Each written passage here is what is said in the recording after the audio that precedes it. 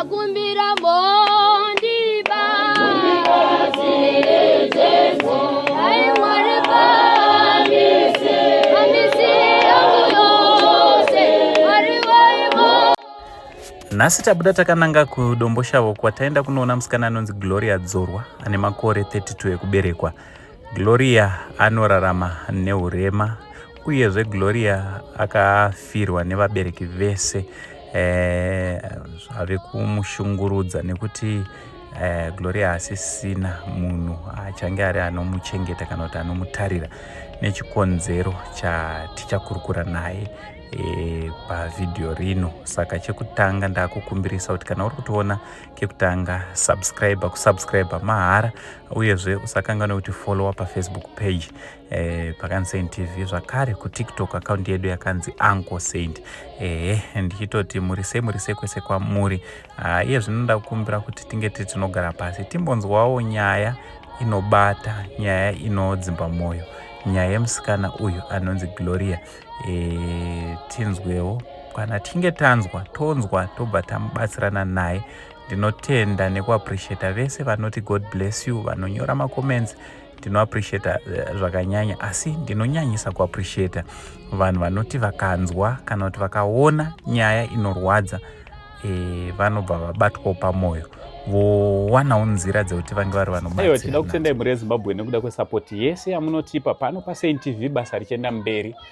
Ndichida kutenda zvakanyanya nekuda kwekuno kudomboshava kwandauya. Nditi ndofunga vazhinji vakashamisika pandakaposta vhidhiyo remwanasikana wandakagara naye panapa, because vanhu vanosichiziva kuti tinotanga tasvika panzvimbo toita assessment toona kuti hama inenge ichida kubatsirwa sei. But makazoona vazhinji vachibvunza kuti ko yaingonzi mufundisi na Glory ndiani, because aiti akataura kuti mufundisi mufundisi adete so vanonzi Dr. Bishop BMC. Ndofunga vazhinji munowaziva, mukacheka page rakanzi Dr. BMC vanozikana zvakanyanya kuStar FM uko vane maprograms avanoita. Zvakaita ndezvekuti Bishop mushure mekunge vasvika kuno vakandibata vakati Uncle Saint, pane musikana wandiri kufunga kuti kuministry yenyu, kushumiro wenyu anogona kubatsirika. Wandichatora vhidhiyo and ndokutumirai, mukaona zvakakodzera mouya moonawo, and then kana zvichiita momutora vhidhiyo mozoposta paSaint TV. Asi mushure mekunge ndaona vhidhiyo plus nekuziva kuti mufundisi ndo basa ravo, takangozotora vhidhiyo tikabva tariposta rakadaro. Vhidhiyo iri ndorazoita zvakare kuti mushure mekunge vanoona vaona tinge tiri tinouya panapa. Saka ndiri kuno kudomboshava kwandauya kuzoona musikana anonzi iye Glory. Wakadi zvako? Makadi anko. Ndinofara. Kuri sewo kuno? Kuno kuri right. Handiti? Uri kufara here? Ndiri kufara nekuti muri yeZimbabwe ndirangarira nekuburikidza Bishop. Na Bishop. Tinotenda. Kuburikidza sisina yo mesoshe. Wakaita kuti ndikwanise kuonana na Bishop. Na Bishop. Aiwa, tinovatenda Bishop. Handiti? Inzwaika. Kunge uri unokwanisa kuona panoda kubatsirwa, vanhu vobva vabatsira. Aiwa, isusu hatirege kuramba tichingotendawo ziso iro reziso remweya, nekuti vazhinji vanogona vakatombosvika panapa but vakatadza kuona zvakaonekwa naBishop zvazoita kuti tinge tiri tinouya panapa. Chekutanga handiti toda kutanga kwekutanga. Ndakaona vhidhiyo rawakaita naBishop, tikariposta rakaendawo vhairawo, zvakazoitawo kuti vamwewo vakauya iwe uchazotaura handiti kuti ndianani, vange vari vanosvikawo panapa handiti. Ungada toda kuti timbodzokera kumashure zvishoma Glory tisati tasvika pamauche patakagara panapa. Upenyu hwako hwakamira sei? Iwewe zita rako unonzani? Upenyu hwaunga uchirarama upenyu hwakamira sei? Inini ndinonzi Gloria Dzorwa. Mama vangu vakashaika, baba vangu vakashaika. Ndobva ndosara ndikuchengetwa nagogo nasekuru. Alright. Sekuru vakashaya muna February this year. Sekuru vashaya this year. Pakaita crash yekurarama kwangu. Alright. Paita crash yekurarama kwangu. Ndipo pandakabva ndatanga kunetsekana necrash iyoyo upenyu hwangu wese. Alright, natsotsanangura yava crash yei. Patakaenda kumusha kwababa vangu. Po mwana hama dzikwababa vangu dzakabva dzati hatigoni kugara naye nekuti chirema. Alright. Titsanangure panapa pauri kugara ndepani? Unogara nani ari kukuchengeta? Panapa ndigogo mukadzi wasekuru vangu. Alright. Kashaya. Alright. Hanzvadzi yamai ndizvo handiti? Alright. Kureva kuti muroora wamai vako iwe handiti? Alright. Saka ndo vakazokutora vakati vakuchengeta. Alright. Chinova chinhu chakanaka handiti? But manje chiri kunetsa nechekuti gogo vangu ivavo munhu anorwara. Zvavari munhu anorwara vanoda kubatsirwa, hama dzavo dzinoda kuenda kunovarapisa. Saka inini kuti ndizosara ndega panapa zvinhu zviri kutinetsei. Unenge uringori nagogo chete apa ndo vanokuchengeta apa kuti zvinobva zvarema. Zvikubva zvatorema. Saka kureva kuti gogo nekurwara kwavanenge vachiita kuti vachinorapwa zvakunetsa futi vakufunga kuti vanokusiyirani. Hapana anonditarisa, hapana anondichengeta kunze kwagogo ivavo. Saka nhau yangu gogo vakatomboenda kusocial fair. Vakati ndikutsvagawo kuti ndibatsirikane naGloria kuti ochengetwa kupi oendeswa kupi. Vanhu vesocial fair vakati Gloria ane 32 years. Ane 32 years hatikwanisi kunge tichitora munhu ane 32 years. Toda vana vane 20 years zvichidzika pasi. Kana atozotikwire old age ndipo patinotora munhu ane old age. But tiri kuti condition yako ichidzika nekuda kwemakore inongoramba yakadaro handiti? Maoko ako kureva kuti haukwanise kubata nawo. Zvokuti kana wheelchair dzakadai unokwanisa kuzvipusha here? Wheelchair dzakadai ndinenge ndichitoda kupushwa unless kana iri dzimwe dzedzo dzekuti ndinenge ndakabaya wheelchair. Omagetsi dziriko mazuva ano idzi. Alright. Saka iwewo zviri pamwoyo pako rubatsiro kune vakakutarisa rwaungati uri kuda tiri kunzwisa kuti zveshuwa hapana gogo chete ndiye munhu atosara ari kukuchengeta asivo vane dambudziko ravo. Rubatsiro rwaungati iwewo ruri pamwoyo pako rungava ruri? Rubatsiro rwandingade kuti ndibatsirikane sekutaura kwandakanga ndaita naBishop. Iyi nyaya yekuti pekugara pangu ndipo pandiri kuda kuti ndinge nditsvagirwe pekugara pangu. Bishop ndakataura navo vakati mira tigadzirise zvinhu zvacho. I think kumwe kutogadzisa kwacho ndekwekutoti kokawo isusu tichinge tinouya. Saka pekugara ndo chako kushungurudza izvo. Alright. Nhasi Glory kekutanga kandauya kuzokuona ndafara nekuda kwekuti chimbotitsanangura wanga usina wheelchair yaunga unayo wakataura yakaendepi? Wheelchair nandinayo pana mainini vangu vakastroka. Mainini vangu vakastroka mwana wasekuru Dzorwa vanga vachigara neni. Alright. saka akastroke ndobva atsvagumbere pavaimuita exercise yecrane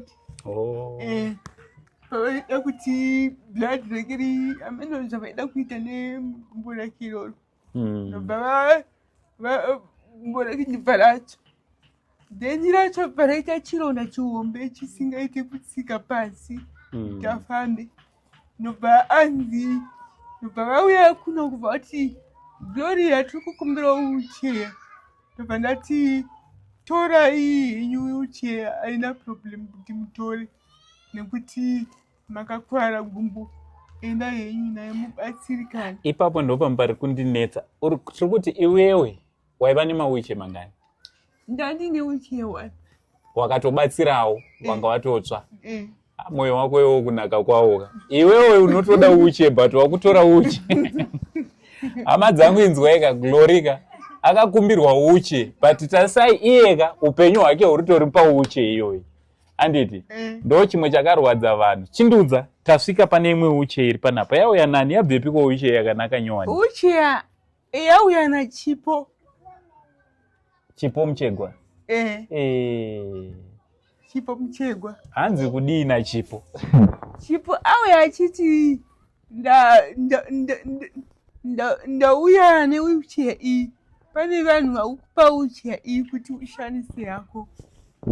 Tinotenda Mwari. Saka isusu tine vanhu kumatere zvazvo. Kumatere ava vane kampani kavo zvakanoita. Vakati vachimboona vhidhiyo vakabvatikana havana kurara musina vakabva vatongonanga vakapedza kuona vhidhiyo raGlory nezvaataura zvekuti iye anoda wheelchair but akagova wheelchair. Saka ndinoda kuti arare ane wheelchair yani. Saka ndo vakupa wheelchair inoyi. Ndine matenda mukumaterenzi. Anditi? Mwari vavaitire zvakanaka vawedzere pavabvisa. Amen. Munamato mukuru iwo. Kozotondi nedzimwe hamawo dzakatowo dzapedzawo kuona. Ndangouya nayo sezvaikauya mamaranzi mama-US ndangoti rega ndingotora zvakadaro. Ndatati mborare tinayo. Anditi? Saka pane mari iri panapa. Hayi amenoti uchaibata sei uchatobata chete. Isaize ipo yangu. Anditi? Iyi mari iyi ma-US nemaranzi unozoverengawo wega woona kuti chiba. Ndangotora yakangodaro ndikangoti ndongonoisewo yakadi. Yakadaro. Kumuridzi. Aiwa. Nyashandisa mufundisi. Amini. Tinotenda Mwari. Amen. Zimbabwe Mwari vakukomborerei. Nepamuri kubvisa ngapawedzerwe zvakare muri kundigwanira vasamariya vaMwari. Amen. Muri kubhandija maronda akakwara muchikwidza padhongi. Mwari vakuitirei zvakanaka. Amen. Zvamuritori mufundisi usana mufundisi mune muchiita mavhesi panapa batsire musikana uyu mwana wedu ihanzvadzi yedu munin'ina wedu sisi vedu.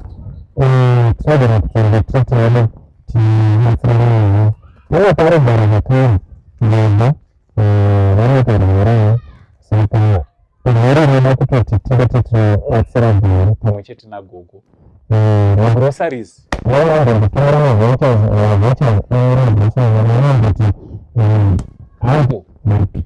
totenga grocery ndeko okay munotora panapa ndiri kuda magroceries wheelchair tinawo hatigone kungoti zvakaringana toda kuti tingeti tinodzoka zvakare vamwe vanotiwo toda kuzosvika panetse padhuze nepamungati mukangoti toda kuenda pachiu sport anditi kune chiu sport kunoku anditi saka na DJ Fantani ndoda kuonai kunoku muzoona imwe chiu sport iri kuno kudomboshava levels na Fantani ungadawo yati vauya anditi vazoona chiu sport anditi Baba Harare.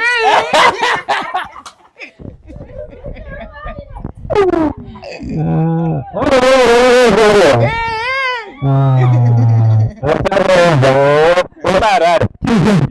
Ndindivi. Watozodiwa kuzoshumira kuno kwa.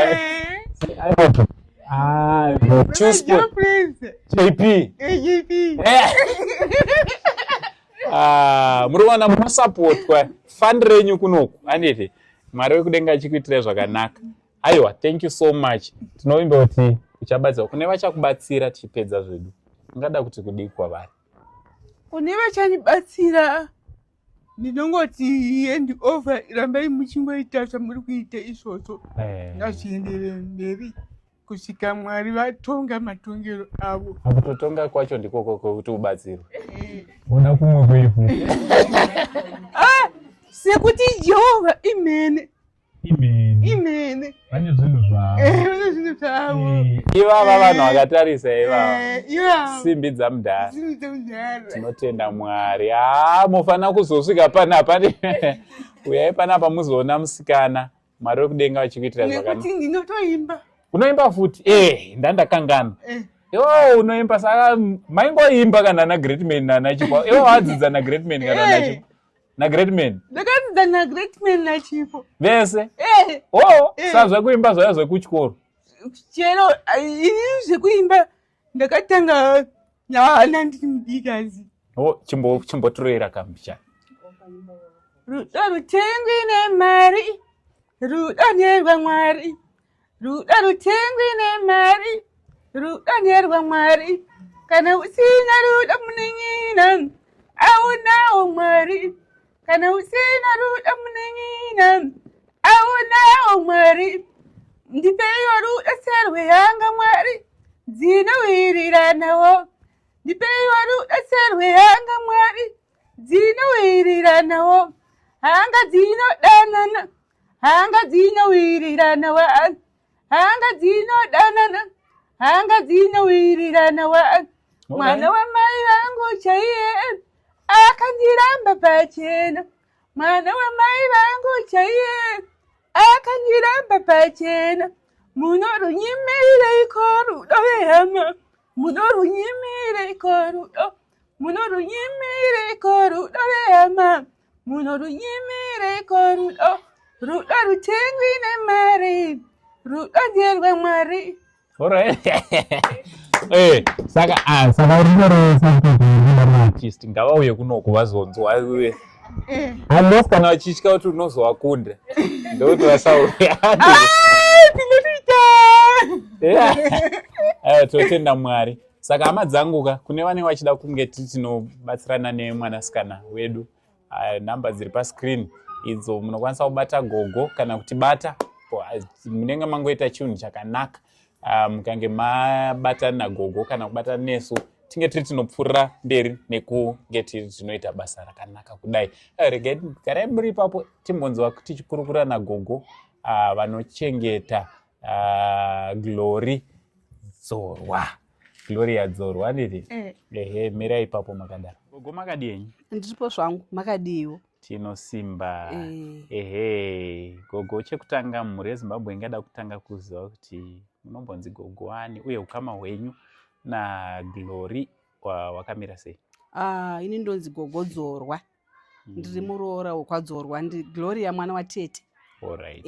Hanzvadzi yemurume wangu. Alright. Mungatitsanangurirawo kuti Gloria makatanga kuchengeta rini uye experience yekuchengeta Gloria yanga yakamira sei kusvika pari nhasi? Gloria ndakatanga kumuchengeta tungoti paakaenda kuJairos Jiri. Ndinogora handichariziya. Asi taingoendawo kunomuona. Pakuzomuchengeta takamuchengeta apedza grade 7 yake kuJairos Jiri. Takugara nayo pano pamba kusvika izvozvi. Akazogumira grade 7? Alright. Makore atowanda. Akawandisa. Saka zvanga zvakamira sei kana zvakamirawo sei kubva pakumuchengeta kwese kwamaita? Zvanga zvakaoma. Zvakatooma.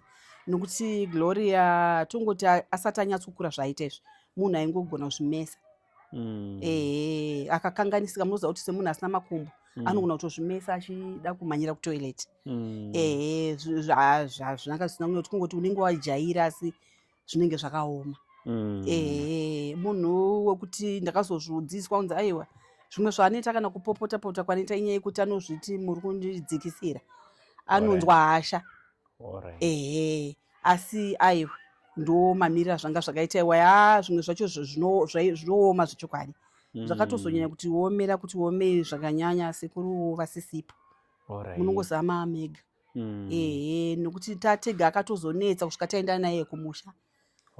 Hama dzangu kuti saka ngaaende kumusha. Ndaenda naye kumusha takasvikotsvaga pamusha pake takapawana tikaona hanzvadzi dzake nemukoma wake. Mukoma wacho akaita zvongofonerwa akanzi uya kwauya munin'ina wako. Haana kuuya akati handisandambunzwa kuti ndine munin'ina akaremara. Kwakudzoka naye zvakare kuno. Saka Gloria ndo nyaya dzake. Saka ndadzoka naye zvakaramba zvichirema munongoziva vana vazosara vadiki havazozvikwanisa kuzviita zvinezvi zvinenge zvakavaomera. Kuda mwoyo wekuchengeta unogona kunge vanayo but zvinorema kuzviita. Kutozviita zvinotori nechallenge. Saka tanzwa Glory panga achitaura chiti masara muinaye muri mega ende imimiwo wachonawo miri haichanatsoitawo zvakanaka. Ndizvozvo. Saka muri kuzvibatanidza sei, muri kunatsorarama sei? Tiri kuti imimiwo miri haichaite zvakanaka apa munoda futi kuchengeta Glory akangofananawo nemwana mudiki anoda kutokuitirwa zvese. Ndizvozvo. Zvinooma nokuti ndine nguva yekuti makumbo ndinorwara nemakumbo. Makumbo aya atone nguva ndakatanga kurwara 2000. Saka kusvikana nhasi makumbo haana kuzopora, makumbo anozvimba anoserera achizvimba. Saka kushanda kwacho kwakaoma kuti uchiona kunyatsomushandira nokuti nemaoko acho anorwadza makumbo nemaoko. Apa iye anenge achida kutakurwa nguva dzake kazhinji handimutakuri anogwesha. Anogwesha kutoenda kutoilet anogwesha achienda. Handigone kutomutakura kwacho handigone. Chandokwanisa kundokubika nokuti adye nekuwachawo dzimwe nguva anotry. Kana zvikanga zvakandiomera ndototrayawo kuwacha wasi kazhinji wotozopedzisira waita sei kuti haazogona. Munotozoita bhozani tidzoda kuyanikwa. Dzinoda kuyanikwa haazosvikiri pazoda kubviswa futi. Kubviswa furo racho rese. Aiwa ichokwadi. Saka mune basa ndo mararamiro edu atinoita pano iwayo. Saka mushure meunge mufundisi paringotaura mufundisi ndimufundisi ani ava makatanga waziva rini? Mufundisi ava ndaingovaziva vachiuya pamba pemwana wangu apa. Ndaingovaziva asi pfungwa yekuti nditovataurira dambudziko haina kuuya mupfungwa dzangu. Zvakatozongotiwo ipapa iye wega ndiye aigwesha achitsvaga kuti ndinoda kubatsirwa. Ndaitopopota kuti uri kutsvagei, unogwesha uchitendera uri kutsvagei. Saka akazogwesha akatendera nekuseroko ndokusanganidzana ndokutaura dambudziko rekuti imi ndoda kuti ndiburiswe panzi pai kuti vanhu vandione vandibatsire. Saka ndaitopopota nguva dzose unozviitirei zvaunoita zvokufamba uchitenderera achina kuziva kuti pamwe ndokutobatsirika kwaakuita. Ndobva vazoudza sekuru vavo kuti pane mwana ari paserapo ari kuti anoda kukuonai anoda kubatsirwa. Ndobva vazouya mufundisi ndokuuya kwavakaita pano. Alright. Saka mushure meunge vhidhiyo vakatsanangura here kuti vhidhiyo zvaizofamba sei kuno? Vhidhiyo ravakamutora handina kunzwa handina kuteerera ndizive kuti vaifanira kunge vakatsanangudza. Aiwa kungotaurawo kuti vhidhiyo vaizoriposta here vaizoita sei kuti azosvika pakubatsirwa pari nhasi. Ndizvozvo chaizvo.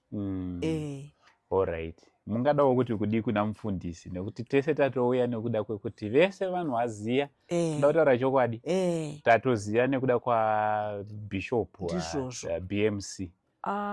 Inini ndinotya zvikuru ndokuti bishop ndaisivaona asi hazvanga zvisingadaro. Ndaona kuti nguva yaMwari kana yakwana pari kundityisa ipapo nekuti nguva yandatambura nayo Giro handida kuziva kuti ndinozosunungurwa zuva saizvozvi mazuva anaya.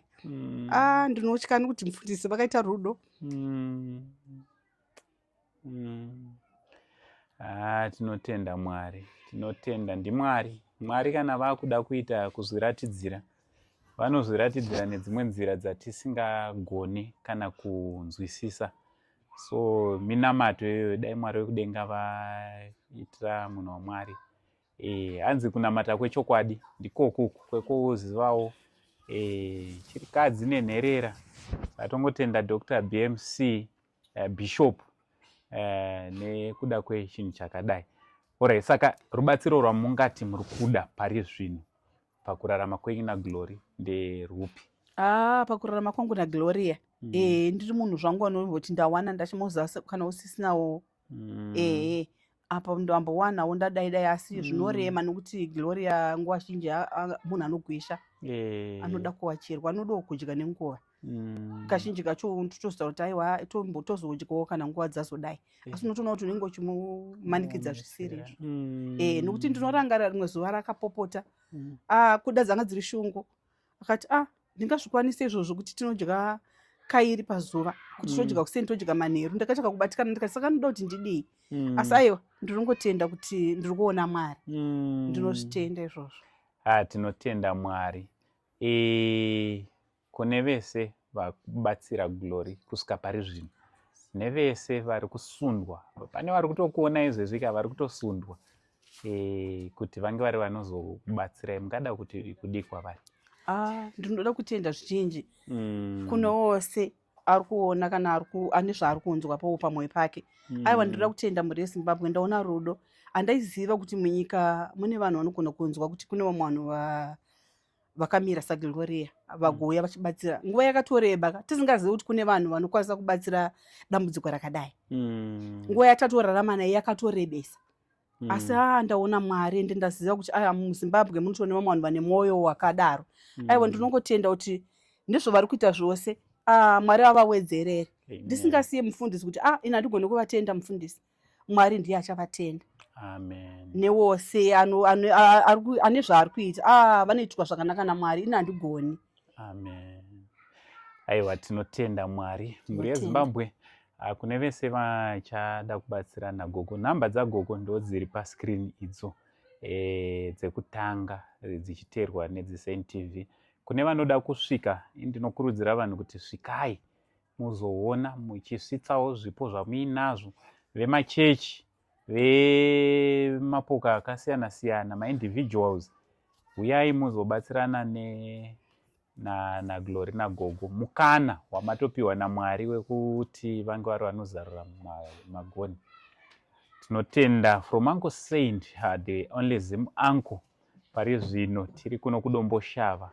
For now it's much love and God bless. Akumbira mondiba ai Mwari kamisi